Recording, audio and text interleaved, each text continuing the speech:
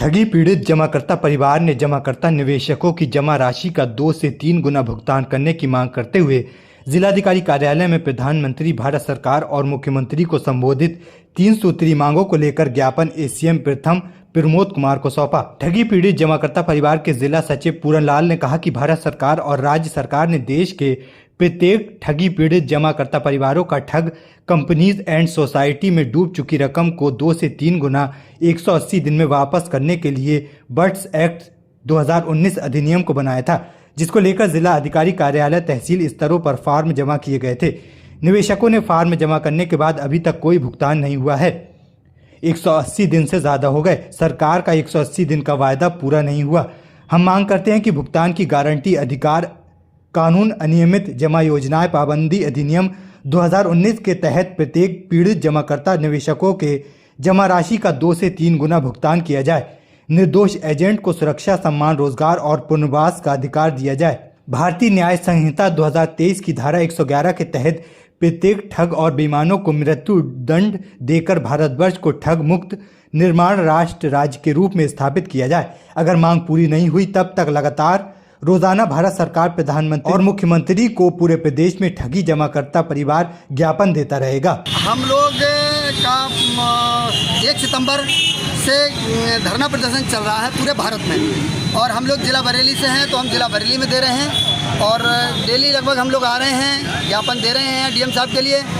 एक आपने अभी देखा होगा 2023 जनवरी में बहुत सारे लोगों के कागज़ जमा हुए थे, और वो हम लोग जमाकर्ता परिवार से हम लोगों ने कागज़ जमा किए हैं, और कागज़ जमा होने के बाद लगभग 1.25 साल हो गई, अभी तक किसी का पैसा नहीं मिला है। जबकि हमारे माननीय प्रधानमंत्री जी ने एक एक्ट बनाया, एक धारा बनाई है, कानून बनाया है बट्स एक्ट 2019, और वो कानून और धारा में ये लिखा हुआ है कि जमाकर्ता के पेपर लेने के ठीक 180 दिन के अंतर्गत पैसा जमाकर्ता का वापस कर दिया जाए।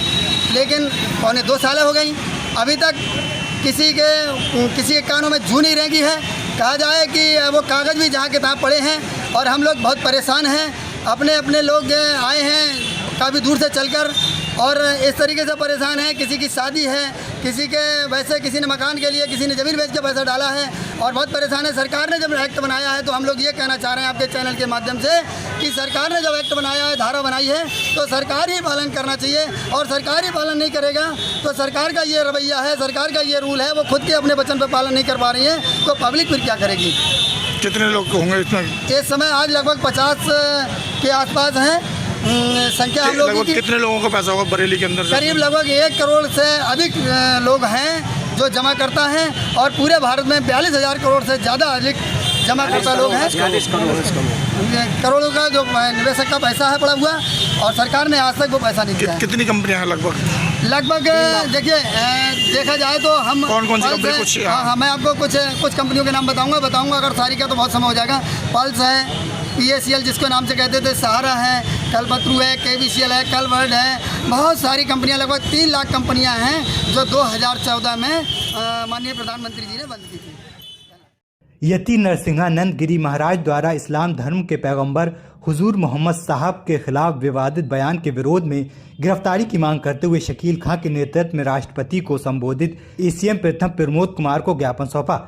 शकील खां के नेतृत्व में कार्रवाई की मांग करते हुए रहपुरा चौधरी वार्ड 29 के क्षेत्रवासियों ने गाजियाबाद में यति नरसिंहानंद गिरी महाराज द्वारा हमारे नबी पैगंबर इस्लाम हज़रत मोहम्मद साहब के खिलाफ जो विवादित बयान दिया है वह नाकाबिले बर्दाश्त है, और हम सभी यति नरसिंहानंद गिरी की इस हरकत की कड़ी निंदा करते हैं, और आपसे इल्तिजा करते हैं कि समाज और देश में नफरत फैलाने और मुल्क के सांप्रदायिक सौहार्द को खतरे में डालने वाले ऐसे राष्ट्र विरोधी तत्व को तुरंत गिरफ्तार करके कड़ी से कड़ी सजा दी जाए।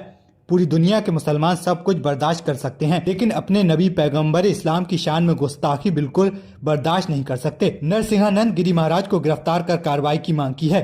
आज हम लोग ज्ञापन देने रायपुरा चौधरी वार्ड 29 से सारे लोग आए हैं हमारे साथ। मामला ये है कि रामगिरी नंद जो हैं, जिन्होंने सरकार सल्लल्लाहु अलैहि वसल्लम की शान में ऐसी गुस्ताखी की है जो शायद अब तक किसी ने नहीं की थी, और इस गुस्ताखी को हमारा मुस्लिम समाज कभी बर्दाश्त नहीं करेगा, क्योंकि आज दिल इतना टूट चुका है कि वही वाली बात है कि हम आह भी करते हैं तो चर्चा नहीं होता, और वो कत्ल भी करते हैं, हम आह भी करते हैं तो हो जाते हैं बदनाम, वो कत्ल भी करते हैं तो चर्चा नहीं होता। एक देश में, एक प्रदेश में, एक हिंदुस्तान में ये दोनों कानून बनाने वाले लोगों के खिलाफ आज हमने ज्ञापन दिया है। सलमान अजहरी साहब ने क्या कहा था, जो उन्हें 1 साल से जेल में डाला गया है, और ये तो खुल्ला सरकार सल्लल्लाहु अलैहि वसल्लम के खिलाफ बयानबाजी हो रही है। ऐसे लोगों के खिलाफ उत्तर प्रदेश की सरकार, केंद्र सरकार आंख बंद करके सुन भी रही है और देख भी रही है, लेकिन लोगों के खिलाफ कार्रवाई नहीं करना चाहती। हमारा ये शक है कि ऐसे लोगों के खिलाफ जो साजिश चल रही है वो सरकार इसमें कहीं ना कहीं लिप्त है। हम सरकार से ये मांग करते हैं कि आप अपना इरादा स्पष्ट कीजिए कि आप मुसलमानों के खिलाफ कब तक इन लोगों से ऐसे बयान दिलाते रहेंगे, और आपका अगर इरादा साफ है, आप इसमें इन्वॉल्व नहीं है, तो ऐसे लोगों के खिलाफ जल्द से जल्द कार्रवाई की जाए और उन्हें जेल में डाला जाए। क्या नाम है जिसने जो बयानबाजी की है? ये गाजियाबाद के जो नरसिम्हानंद हैं, इन लोगों ने। किस तरह की कार्रवाई चाहते हैं? हम चाहते हैं कि ऐसे कोई भी हो, ये एक नहीं कोई भी हो, इन सब के खिलाफ कड़ी से कड़ी, चाहे NSA हो, आतंकवाद की कोई धारा हो, इन्हें ऐसी धाराओं में बंद करना चाहिए। वो किसी घर से आगे ईदगाह के पास टहल रहे एक युवक को दबंगों ने पीटकर जेब में रखी रकम और अंगूठी लूट ली और फरार हो गए। घायल को इलाज के लिए जिला अस्पताल में भर्ती कराया गया है। सिरौली थाना क्षेत्र के ग्यास मोहल्ला निवासी 25 वर्षीय अरशद पुत्र अबरार को घर से कुछ ही दूरी ईदगाह पर गांव के दबंग इसरार, अनवर, इंतजार, चांद बाबू और फैजान ने तलवार लोहे की रॉड से पीटकर घायल कर दिया। घायल के घर वालों ने बताया कि अरशद कल शाम को खाना खाकर रोजाना की तरह घर के बाहर टहलने गया था, लेकिन ईदगाह के पास ही गांव के रहने वाले दबंगों ने उसे घेर लिया और गाली गलौज करने लगे। विरोध करने पर उन्होंने उसके साथ मारपीट की और जेब में रखे 1800 रुपए और अंगूठी लूटकर फरार हो गए। शोर सुनकर मौके पर पहुंचे गाँव वालों ने उसे बचा लिया। घटना की शिकायत पुलिस से करने के बाद अरशद को आज सुबह जिला अस्पताल में भर्ती कराया गया है। मैं टहलने निकला था खाना खा के, तो मेरे साथ झूठा मारी कर रहे थे। मैंने हाथ पैर फेंकने की कोशिश करी तो उन्होंने पकड़ के वहीं मारा मुझे। पहले हाथ मोड़ के मेरा हाथ में भी फ्रैक्चर आ गया, और क्या नाम है, फिर पैसे छीनने लगे। अंगूठी थी, अंगूठी भी छीन ली। 1800 रुपये थे, और एक अंगूठी थी सोने की मूली में, वो भी लूट ली। अनवर और क्या नाम है, इंतजार, चांद बाबू और फैजान, और एक क्या नाम है, एक का नाम, कितने लोग थे? 5 जने थे। हाँ, लूट लिया आपको? हाँ। मारा क्या आपने जब विरोध करा तो उनके पास तलवार थी और डंडे थे और कुल्हाड़ी भी थी। कहाँ का चोट लगी तुम्हारे? मेरे सर में टाके आए 30 टाके होंगे सर में। और आपने? हाथ में, उंगली में चाकू मैंने रोकने की कोशिश करी थी, चाकू अकेला था। फिर मार के भाग गए वो लोग? हाँ, मारे के भाग गए थे। पुलिस में शिकायत करी?